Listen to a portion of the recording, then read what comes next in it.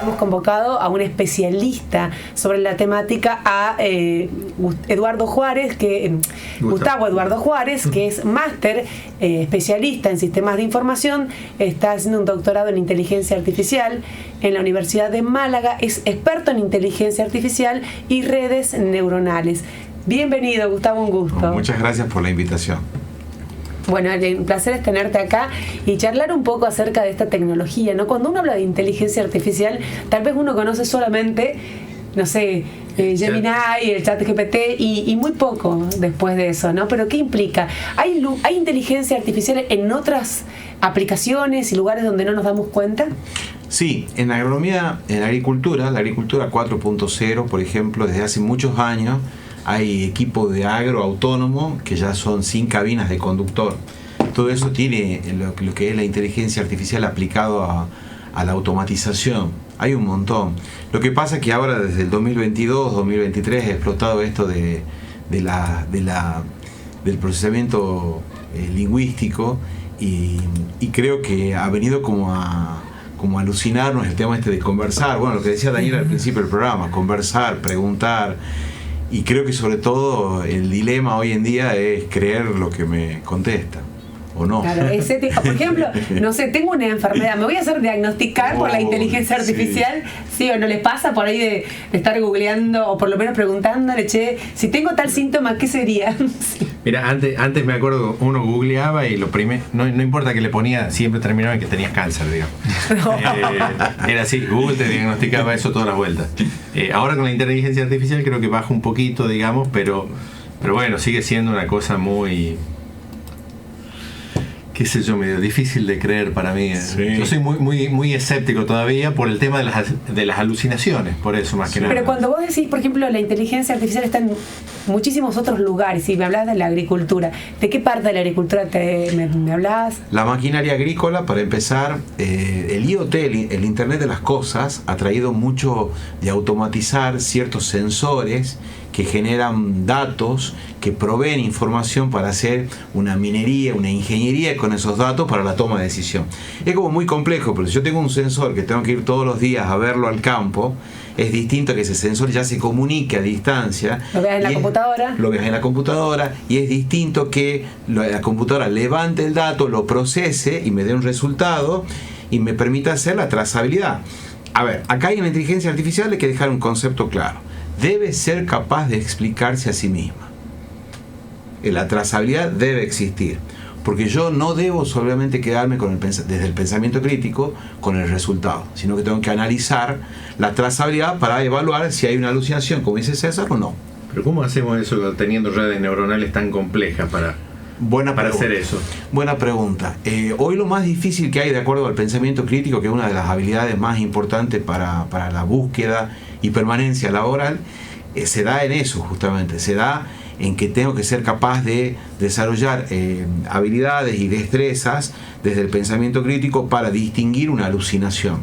Por ahí, cuando nosotros, jóvenes investigadores, hace ya varios años, teníamos una duda, íbamos a nuestros mentores. Esas eran nuestras inteligencias artificiales. Y nuestros mentores tal vez hoy sean los que tienen la mayor cantidad de habilidades para distinguir las alucinaciones. Creo que ese, en el empleo 4.0, en el trabajo del presente, ya es presente, es futuro, va a ser importantísima la gente que desarrolle técnicas para distinguir alucinaciones. Sí, y qué complicado, digamos, porque una de las cosas, las inteligencias artificiales han sido entrenadas para satisfacer al usuario. Entonces, básicamente, la inteligencia artificial, para que yo la siga usando, me tenga que responder lo que yo quiero escuchar.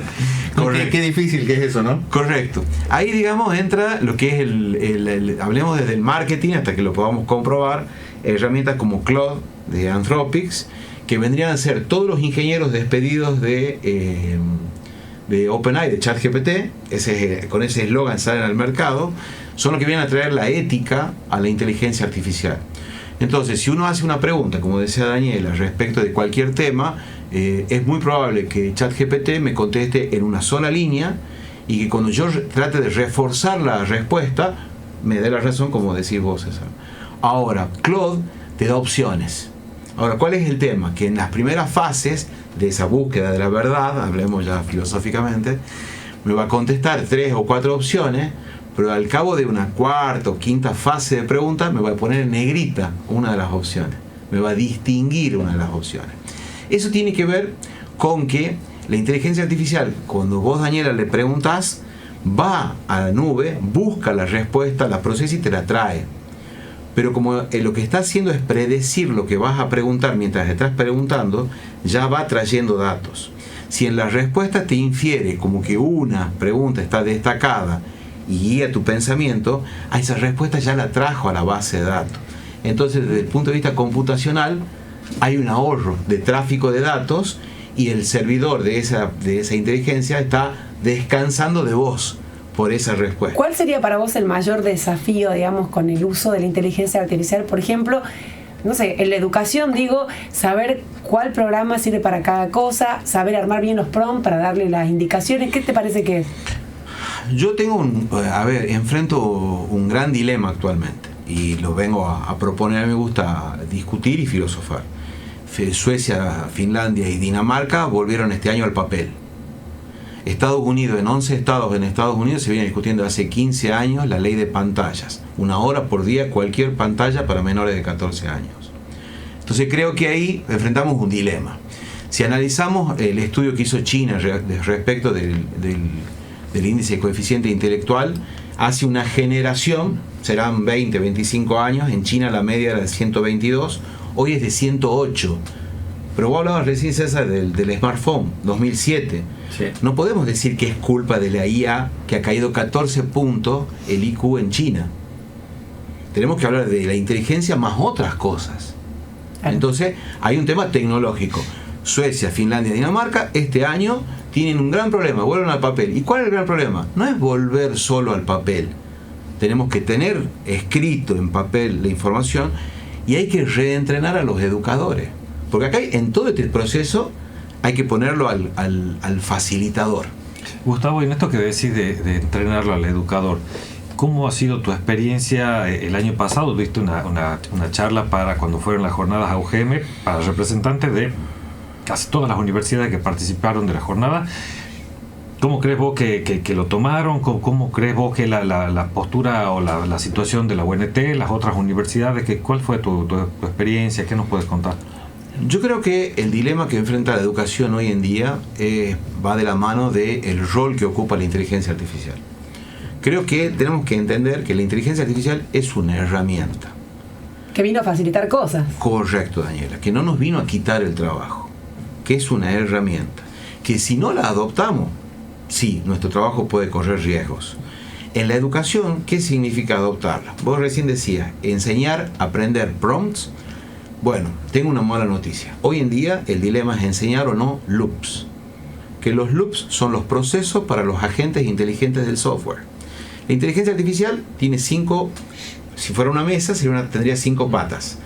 Redes neuronales, sistemas expertos, algoritmos genéticos, agentes inteligentes del software y lógica difusa.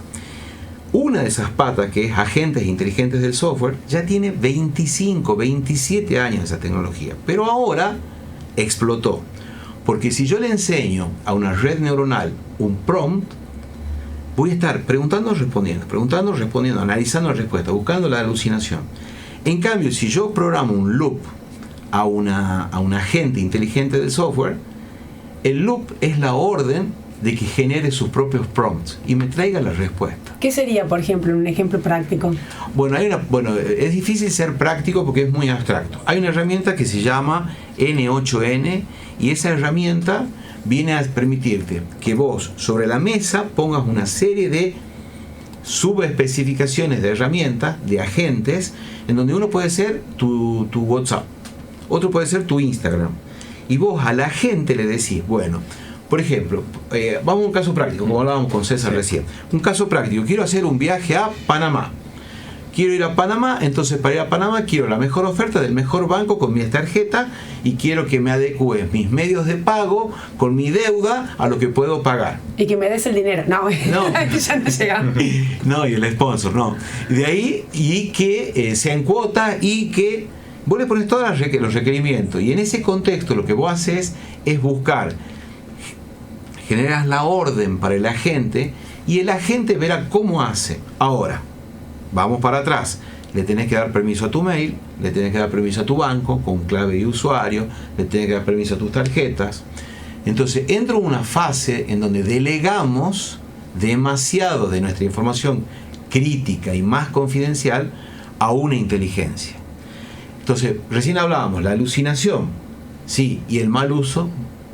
Bueno, además, ¿cómo se forma? ¿Cómo se nutre la inteligencia artificial? La vez pasada, en un programa de ciencia, también habíamos leído un artículo de una demanda de un trabajador, creo que era africano, dentro de la inteligencia artificial, donde su rol, su misión era ver, en este caso, bueno, películas para adultos y transmitir todas las sensaciones que él tenía mientras que veía eso, y eso servía para luego acompañar a una persona con algún lenguaje más adulto al estar a charlar. Entonces, lo que salta para mí son los sesgos, ¿no? Porque está todo basado en la experiencia de alguien de algún punto del mundo, de cómo reaccionaría frente. Y también se habla, bueno, de todos los sesgos que tiene en cuanto a cuando le decís, dame una foto de una nena con una chiquita y aparece toda nórdica, por así decirlo. Tienen determinados sesgos, digamos, también está. Lo que pasa es que la inteligencia artificial tiene 3 dimensiones. Y estoy siendo mucho más amplio, porque es mucho más que inteligencia artificial. Vos tenés que pensar en un data center, que es un lugar donde se almacena la información y se procesa. La escala de esos lugares, que son 8.400 en el mundo y que cuestan $1.000 millones cada uno, la escala física puede ser como un hipermercado que está al final de la Avenida Roca. Todo lleno de computadora, y es lo que quiere instalar acá Tilman. Exacto. La Patagonia. Correcto. Ahí está el data center. Ahí se almacenan los datos y corren los algoritmos. Se ejecutan los algoritmos de inteligencia artificial. Ahora, ¿qué pasa? Si nosotros pensamos en que el 92% de los data centers están en el hemisferio norte, tenemos que pensar que los datos, los datasets o conjuntos de datos, como vos decías, las imágenes de nenas, están sesgadas para una cierta población, un grupo social, lo que fuera. Si yo digo, yo busco el rostro para hacer un análisis de biometría facial, de detección basada en rostros, de América Latina, no puedo usar un conjunto de datos nórdico. Claro. No me va a servir, no voy a detectar nada. Entonces, tenemos el problema de que los datasets. Y el último problema es el algoritmo, que tiene alucinaciones, que no tiene alucinaciones. Entonces vos tenés que pensar que todo eso se junta, pero hay uno que es dueño, un ser, un humano que es dueño de un data center, el otro humano de los algoritmos de IA y el otro de los datos. Se tienen que sentar los tres a la misma mesa a decirte, nos prestemos todos, y ahí está el poder de la información. Entonces hoy en día el problema es que ¿quién tiene mayor cantidad de datos gratis? A ver, pensemos, redes sociales, WhatsApp, bancos, tarjetas de crédito. Esos datos, la discusión es la privacidad, la usabilidad de los datos, pero están los datos. El algoritmo, si es bueno o no es malo, ¿cuál es el mejor hoy? Hoy, esta semana, Claude o Claude es el mejor, con DeepSeek, que es chino. China usa data center chino con datasets chinos. Entonces, ¿qué tan buenas son mis búsquedas en ese dominio? Por lo tanto, pero si yo lo uso al DeepSeek para resolver problemas matemáticos, eso es universal. Entonces, claro, ahí es donde hay una inteligencia en el usuario, que es la cuarta pata de esa mesa, en donde ese usuario tiene que tener esos criterios básicos.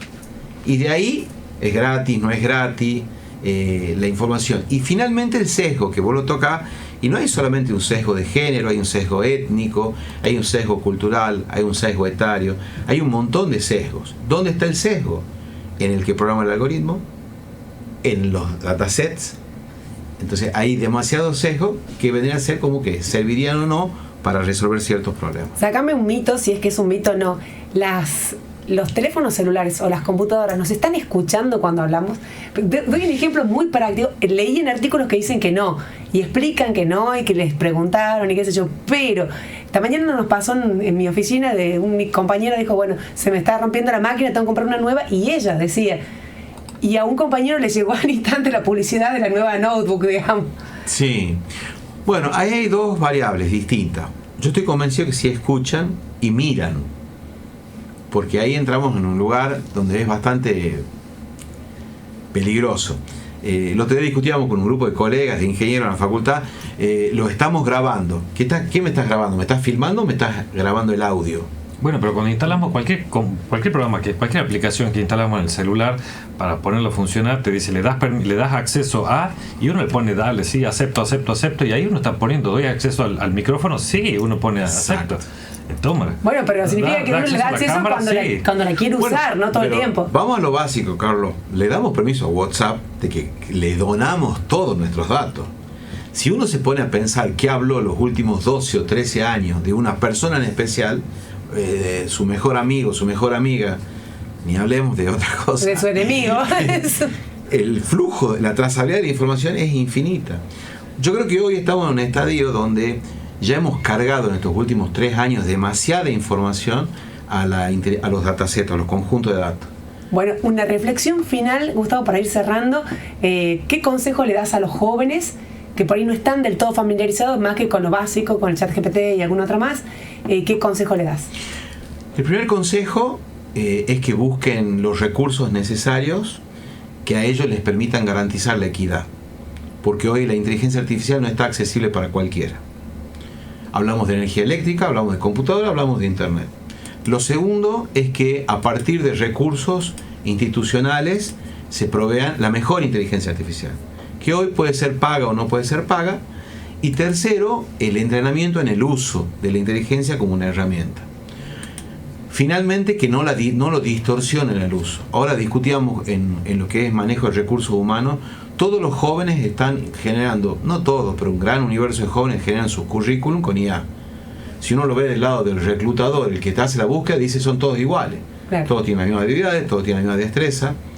Entonces creo que hay que poner en práctica la creatividad para demostrar lo que uno es y sabe. Y del lado de las empresas, el análisis de esos currículum, que tampoco sea automático. Claro, que realmente haya un poco de condición o de calidez humana en la elección y en la búsqueda. Bueno, te agradecemos muchísimo que nos hayas acompañado hasta acá, Gustavo. Fue un gusto realmente compartir esta nueva edición de Metaciencia aquí en los estudios de Radio Universidad por el streaming de Canal 10. Nos estamos despidiendo. Estuvieron trabajando con nosotros en la operación técnica puesta al aire Pablito Roldán, Lucas Barro en el streaming y quienes estamos acompañándolos.